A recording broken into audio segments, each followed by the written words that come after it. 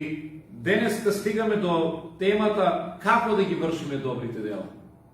И ќе видиме, јас ќе набројам денеска барем 3 начини како. И јас ги нареков супер добри дела. И ќе објаснам зошто. Спомнав порано во претходните проповеди дека кога зборуваме за добрите дела, тие не се особина само на христијаните. И светот врши добри дела. И светот ги прави.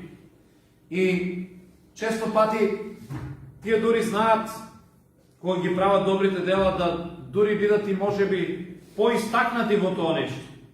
Но Библијата ни кажува дека она во кое што ние треба да се разликуваме од светот по прашање на добрите дела е мотивот и пожртвуваноста. Светот прави добри дела, но често пати можеби со погрешен мотив. Со мотив кој што не е исправен, со мотив кој што не е библиски. Токму затоа, ако читаме во Филипјаните, во 2 глава, 3 и 4 стих, слушате што се вели. Вели, не правете ништо од честолюбие или празна слава, но од понизност сметете се еден за погорен од себе си. Не грижете се секој за себе си, туку и за другите. Јасно овде Павле ни кажува дека кога правиме добри дела, тоа не треба да биде од некаква себичност, не треба да биде од користолюбие. Мотивот е многу важен. Многу е важно зошто го правам доброто дело. Дали го правам за да извлечам некаква корист или пак навистина од срце. Исто така е важна и пожртвуваноста. Важно е кога ќе ги правиме добрите дела тоа да биде пожртвувано, да не биде нешто кое што ете така го правам, чисто колку да направам нешто. Интересно е што Библијата на неколку места ни кажува дека постои разлика помеѓу добри дела и добри дела. Во 1 Тимотеј, например, 5 глава 8 стих, вели, ако некој не се грижи за своите, а особено за своите домашни, тој се одрекол од верата и е полош дури и од неверник. Гледате, грижата за домашните, поготово грижата за родителите, за мајката и за таткото е нормална работа. И апостол Павле тука ни кажува дека тоа е нормално дури и за светот, па и неверните се грижат за своите родители. Така да тоа е најмалку што можеме да го направиме. И овде Павле упатува апел до верните, вели, вие сте должни да се грижите за вашите родители. И ако не се грижите, ако не го правите тоа добро дело, вели, вие сте полоши дури и од неверните. Зошто? Затоа што тоа е најосновно нешто што може да го направиме. Тоа го прави и светот.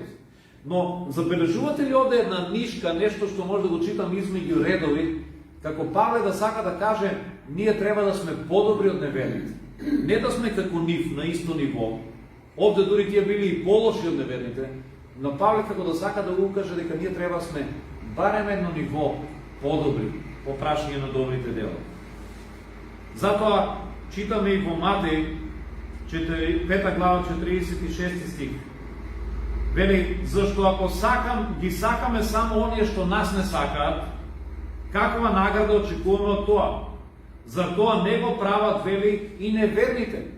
Зар не го прават, вели, и оние кои што се собирачи на данок? Овде Исус ни укажува, ако ги сакаме или го правиме добри дела само на тие што ни прават и нам, која е разликата, вели? Тоа го прават и неверните.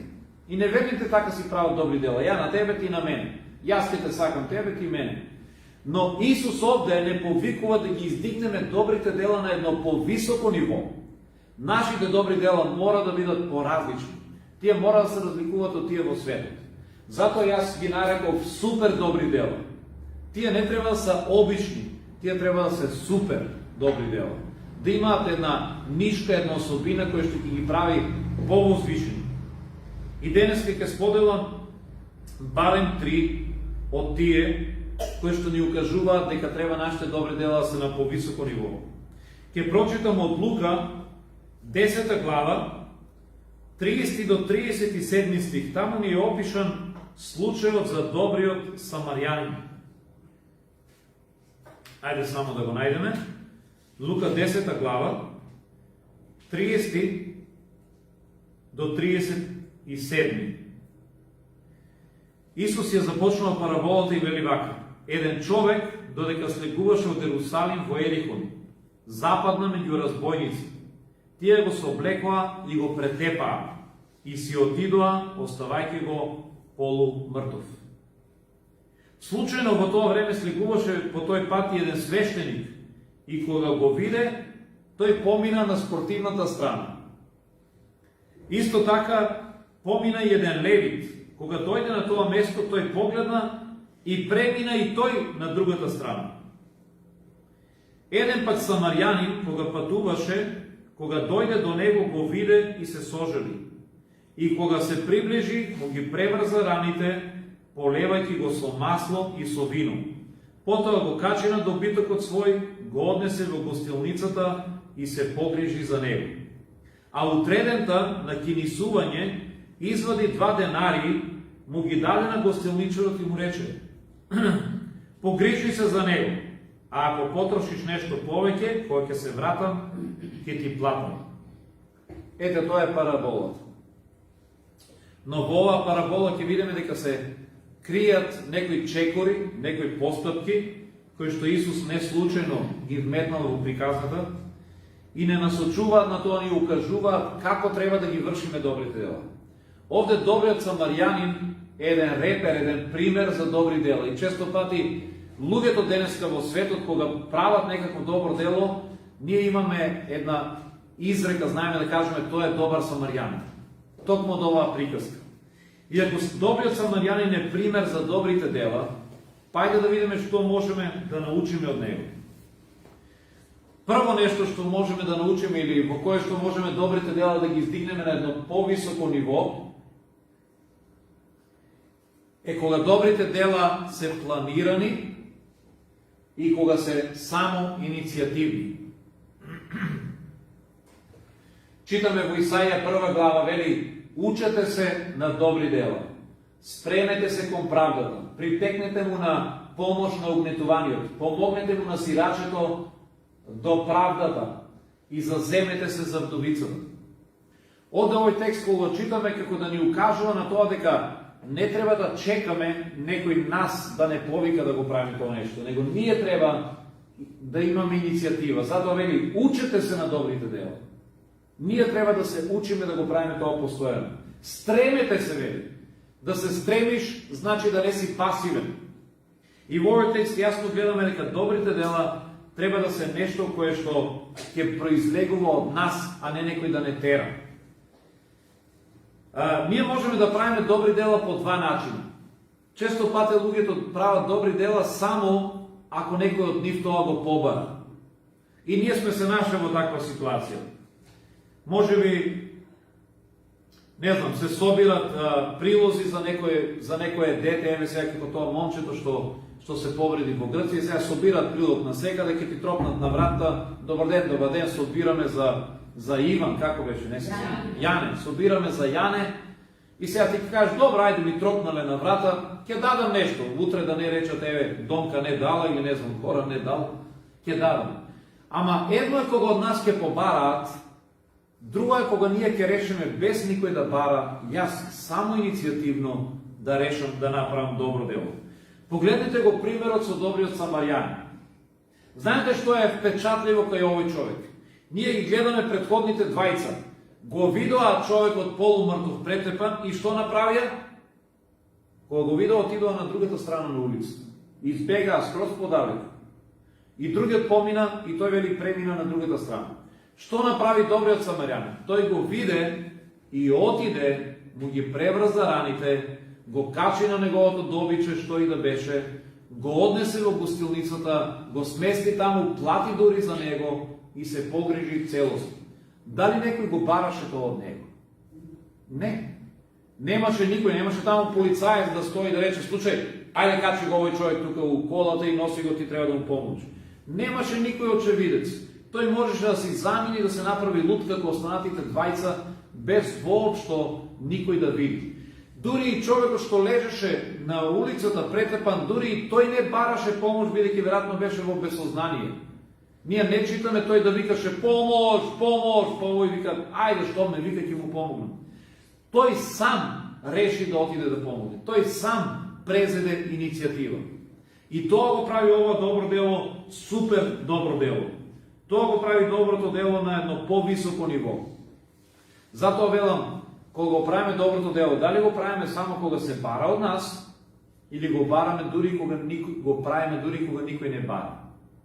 Замислете во една ситуација во ресторан, на некој наеднаш му се слошува и паѓа на земја, му се лоши, почнува да се гуши и сите гледат, не знаат што прават, а вие сте таму доктор. Вие сте доктор и знаете што е проблемот со човекот. Знаете во истиот момент како да му помогнете да го спасите. Дали ќе чекате некој да се извика и да каже има ли доктор тука, има ли доктор? Или без некој да повика, ќе станете и ќе речете тргнете се, јас сум доктор да помогнам.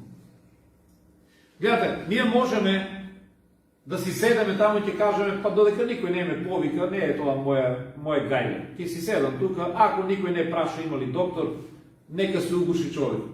Или можеме да станеме пред некој воопшто да повика доктор. Тоа е разликата. Ја приметувате ли разликата?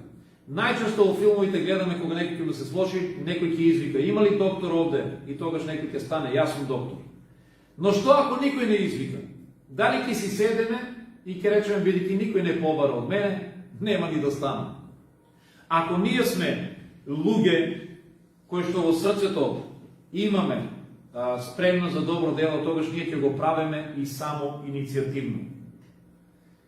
Има еден експеримент кој што се правил во неколку градови, ќе го видите и како видео на YouTube, за да проверат колку луѓето се спремни да прават добри дела само иницијативно.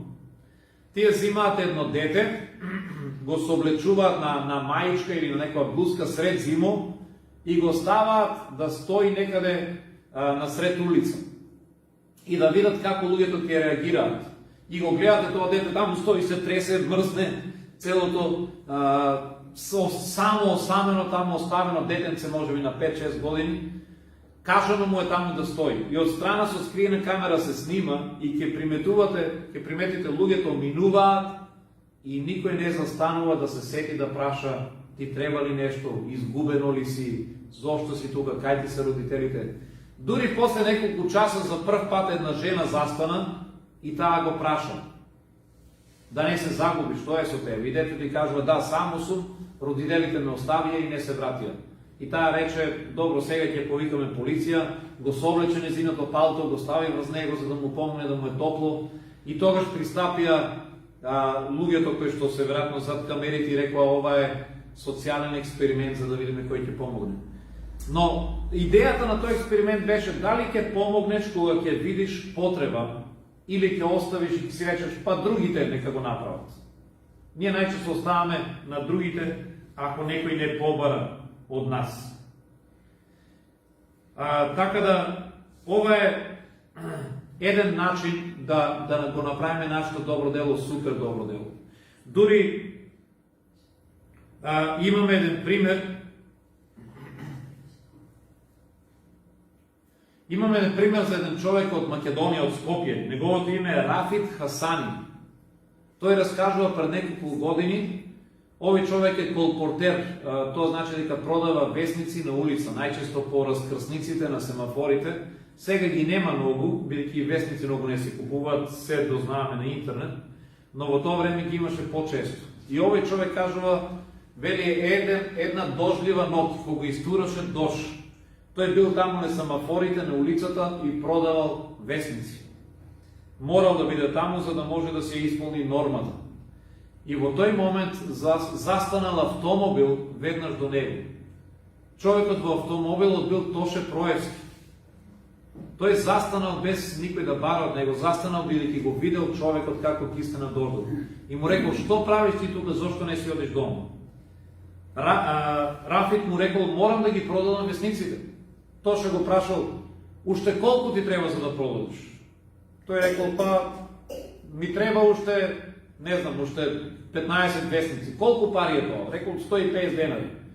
Тоше Проевски извадил 500 денари од джепот и му дал и рекол, еве ти 500 денари, дај ми ги весниците и оди си дома. И го ослободил човекот да не стои на дождот. И дори Рафита раскажува, го имаше објавено ова, мислам и на портали, Рафит раскажува, вели, од тогаш Тоше Проески често пати застануваше и ќе ми донесеше топол чај во термос и ќе ми дадеше за да може да се стоплам.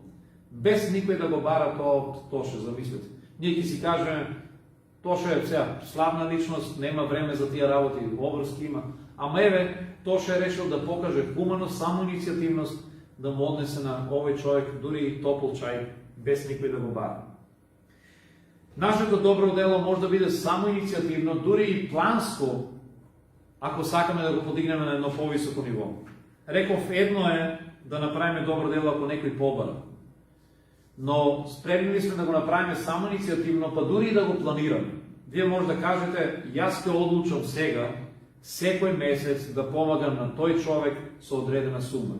Или како што имаше една кампања Посвои дете од Африка, кампањата се однесуваше на тоа месечно да донираме, може да одлучиш секој месец ќе издвојувам по толку финанси за да помогнам едно дете во Африка.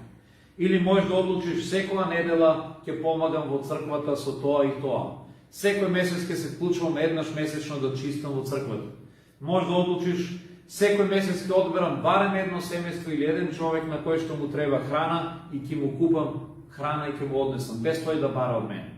Можеш да кажеш еднаш месечно или еднаш неделно ќе одлучам да посетам некоја личност која што е осамена.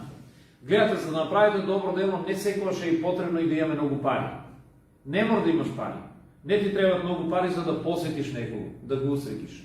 Или можеш да си направиш список и да кажеш, овие 5 души знам дека се осамени, ќе им се јавувам барем еднаш неделно да ги слушнам. Најчесто многу од нас сега на телефоните имаме пакети кај што имаме неограничено повици, така да и 10 пати и 100 пати да се јавиме нас исто не кошта. Можете да решите да си планирате како ќе правите добри дела. И тоа го прави доброто дело на едно повисоко ниво.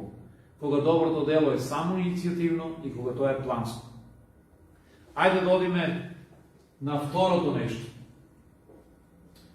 Доброто дело е супер добро дело и го подигаме на повисоко ниво кога доброто дело представува жртва.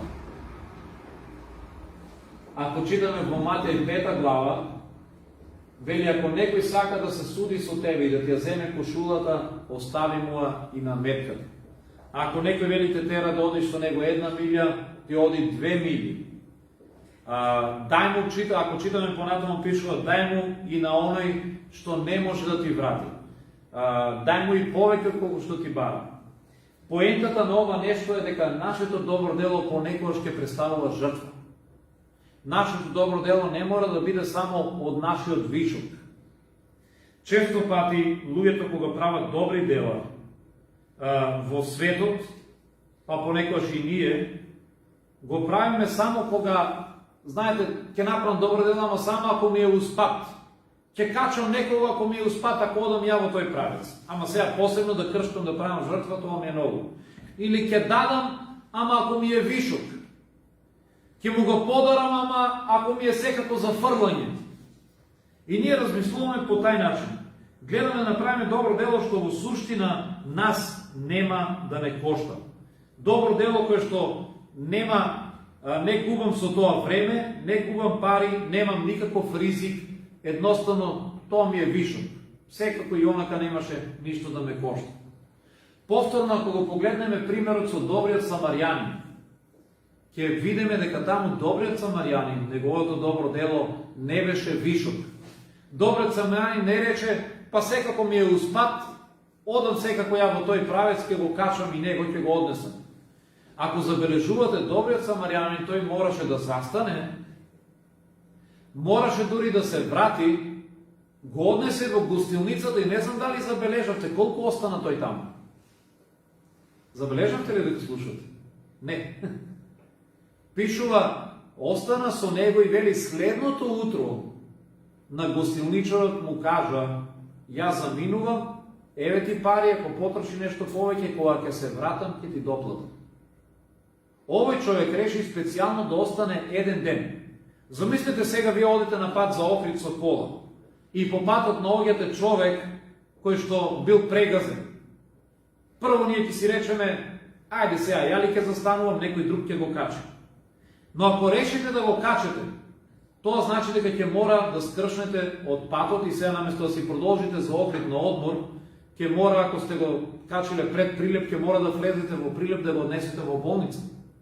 И сега замислете, тој човек е толку сериозно повреден, што вие решавате да преноќите во Прилеп за да се осигурате дека е добро. Си велите, ќе останам, ќе преноќам денеска во Прилеп, утре ќе отидам пак да го посетам, да видам како е. Овој човек, јас не сакам така да го оставам и да се заминам на одмор. Тоа е жртва. Кога сте решиле да скршните од патот, да направите дополнителен напор, овој човек дури останал плюс уште еден ден, па на крајот на краиштата не морал па и да плаќа сега на човекот. Можеше да каже, па го донесов, малку ли е тоа? Повеќето од нас би рекле, го донесов, доста е од мене толку, од Господ повеќе.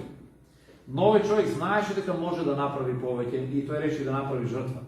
Остави 2 денари, кои што велат во тоа време биле 1 денари била една дневница. Со други зборови, ако една дневница денес еве на аргатите е околу 1500 денари, тој оставил околу 3000 денари. Оставил пари, што сепак денес и не се малку, и рекол ако потроши повеќе, јас ќе се вратам. Тој бил спремен да направи дополнителна жртва, на враќање пак да помине и да ризикува ако потрошил повеќе, ако треба уште пари да остави. Тоа е жртва. Затоа велам, нашите добри дела ги подигаме на повисоко ниво, кога тие представуваат и жртва. Мајка Тереза има кажано во една прилика, љуби толку, што дури и да те заболи. Ја сваќате ли поентата на оваа порака? Ние можеме да кажеме, јас те љубам, ама тоа ништо да не ме кошта. Но дали си спремен да кажеш, јас те љубам до таа мера, што ако треба ќе издржам и болка за тебе. Ако треба за тебе ќе направам и жртва, до толку сум спремен да те љубам. Таква љубов од нас бара Господ. Мајка Тереза вели, љуби толку, што дури и да те заболи. До таму љуби, што ќе те заболи, што ќе бидеш спремен да направиш жртва, да те жегне, што би рекли ние.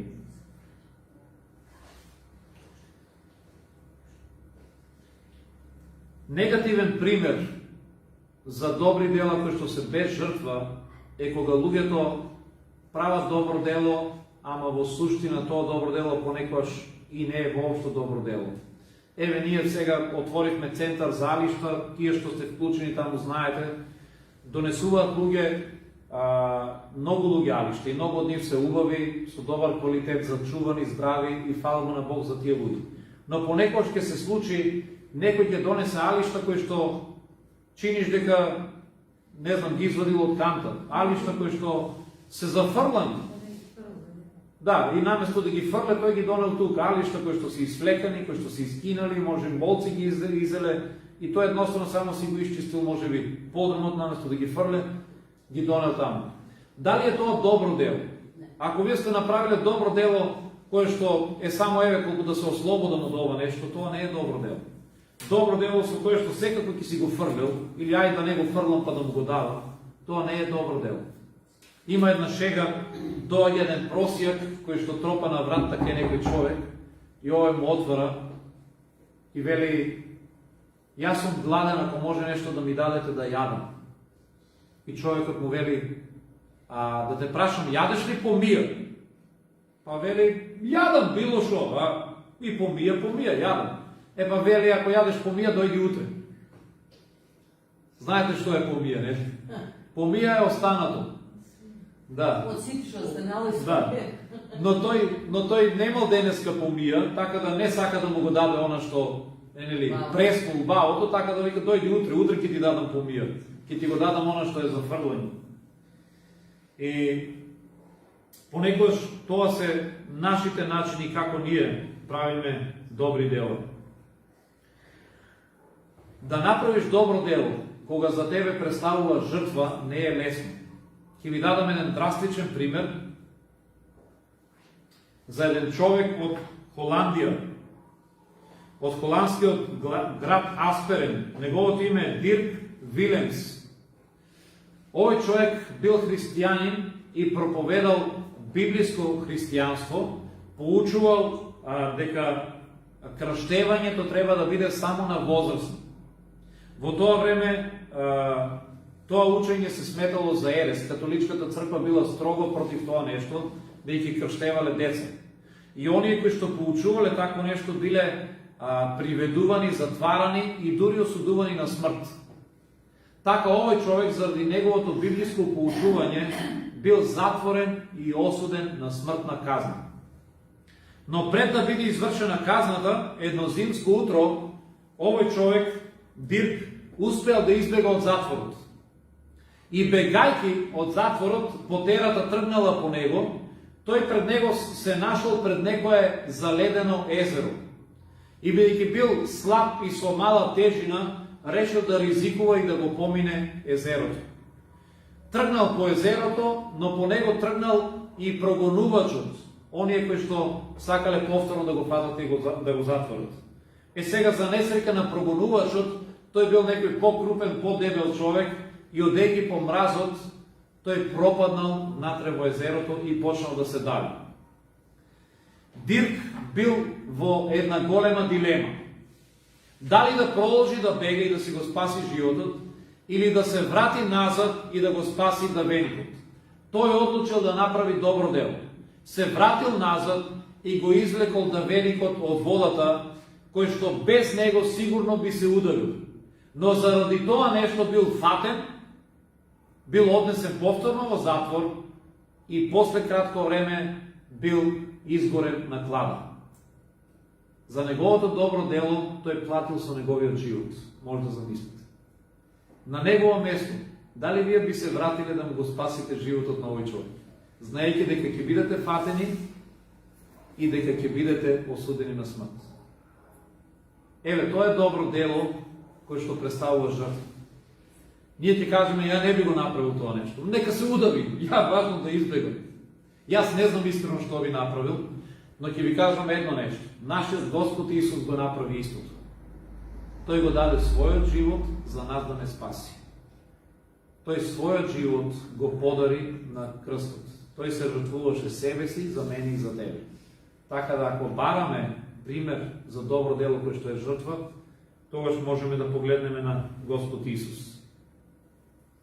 И еве, ова е вториот пример во кој што, или втората точка во кој што доброто дело го издигаме на повисоко ниво и тоа станува супер добро дело. И стигаме до третиот случај. Третиот случај во кој што доброто дело или ситуација станува супер добро дело е кога немаме корист или благодарност од тоа добро дело. Овде повторно ќе читаме од Библијата, ќе читам од Лука, 6 глава, 27, а потоа и 33 до 35 стих. Ајде само да го најдеме. Лука 6 глава, 27 стих, вели вака: но вам, што слушате, вам ви велам, љубете ги непријателите своји, правете им добро и на оние кои ве мразат. И потоа продолжува, 33 до 35 вели: и ако им правите добро само на оние што вам ви прават добро, каква ви е наградата? Зошто и грешниците го прават истото. И ако дадете заем само на оние од кои што се надевате дека ќе ви го вратат, каква ви е наградата? Зашто и грешниците им дават на заем на грешници, за да им се врати истото. Туку вие љубете ги непријателите ваши и чинете добро, и на заем давајте без да очекувате да ви вратат. Така ќе биде голема вашата награда и ќе бидете синови на Севишниот, зашто тој е добар и кон неблагодарните и кон лошите. Ова е тешко да се исполни, не ли? Реално многу ни е полесно да направиме добро на некој што нам ни прави добро. Многу е полесно да направиме добро на некој што знаеме дека е добар човек. Ама да направиме добро на некој што е лош, да бе, сега не ќе го правам добро. Да направиме добро на некој што ни е непријател, да направиме добро знаејќи дека тој нема никогаш да ни врати, тоа е подигање на доброто дело на едно повисоко ниво. Тоа е супер добро дело. А Исус не повикува токму на такви добри дела. Тој не повикува да ги љубиме непријателите, да им правиме добро на оние што нема да можат да ни вратат, дури да им помагаме и на оние што се неблагодарни и на оние кои што се наши непријатели. И дури Исус ни кажува дека во тоа се состои разликата помеѓу неверните, помеѓу грешните и нас. Вели, ако правиш добро само на тој што ти прави, па тоа го прават и грешните, па тоа го прават и луѓето во светот. По што се разликуваш ти од нив? Ќе ти дадам јас сега тебе, ти утре ќе ми дадеш мене. Јас сега ќе те викнам на ручек, па утре ти мене ќе ме викнеш на ручек. И така ќе си враќаме. Јас сега ќе ти дадам пари, па утре ти. И често пати ние кога правиме добри дела, ако сме искрени, ќе признаеме дека размислуваме во умот дали имаме некаква корист од тоа. За некој човек си велиме, абе, но овој сега ми бара помош, ама вреде да му дам, но ти утре ќе ми се најде. Утре па јас од него ќе имам корист. Он е на добра позиција. Еве сега ме замолил да му отидам на лојзето да му помогнам, или ме замолил да му појземаме пари, ама јас знам дека е на позиција, он е советник у општината или он е градоначалник, па утре кој ќе побарам нешто, може и син ми да ми го вработи, па за него вреди да му направам добро дело. Ќе ми се најде. Нели така размислувам? Сега ќе го префрлам со кола, ама утре ќе ми се најде он на мене. А што е со оној што нема ништо да ти даде? Што е со оној што знаеш дека е голтар, сиромат, нема ништо? Дали си спремен и него да му направиш добро дело, иако утре не може да ти врати? Исус не повикува токму тука да се покажеме дека сме луѓе со добри срца. И токму и во тоа нешто гледаме дека добриот самарјанин беше вистински пример. Токму затоа јас го читав на почеток како пример за добри дела, и тоа супер добри дела. Забележете, добриот самарјанин помогна на некој што е негов непријател. Овој човек што лежеше на улица претепан, најверојатно беше евреин, пишува дека се симнуваше, излегуваше од Ерусалим. И оние кои што беа негови сонародници не му помогна. Но дојде самарјанинот, кој беше негов непријател. Ако ја читате историјата во тоа време на помеѓу евреите и самарјаните, знаете дека самарјаните беа омразени од евреите, и евреите воопшто не сакаа да имат ништо со нив. Дури тие избегнуваа да минат низ Самарија, затоа што самарјаните всушност беа евреи кои што се измешаа со други народи. И тие не си ја запазија својата лоза, и евреите заради тоа ги сметаа за предавници, отпадници. Како денеска некој, не знам, македонец да се ожени со албанка и ќе кажете, ти не си наш, како можеш со албанка? И сега, бидејќи тие беа омразени, најлесно ќе беше за самарјанинот да каже, па тој е мој непријател. Шо они утре мене да не ми помогнат, па нешто. Шо овој евреин утре па да не се заложи за мене. И најлесно ќе му беше да го одбине. Но гледаме дека самарјанинот, иако тој е негов непријател, застана и направи се што може за овој човек. Иако може би утре не можеше да очекува ништо за возот. Затоа овде самарјанинот е најдобар пример за вршење на добри дела, кога од другата страна немаме ниту благодарност, ниту пак имаме за возврат некаква корист.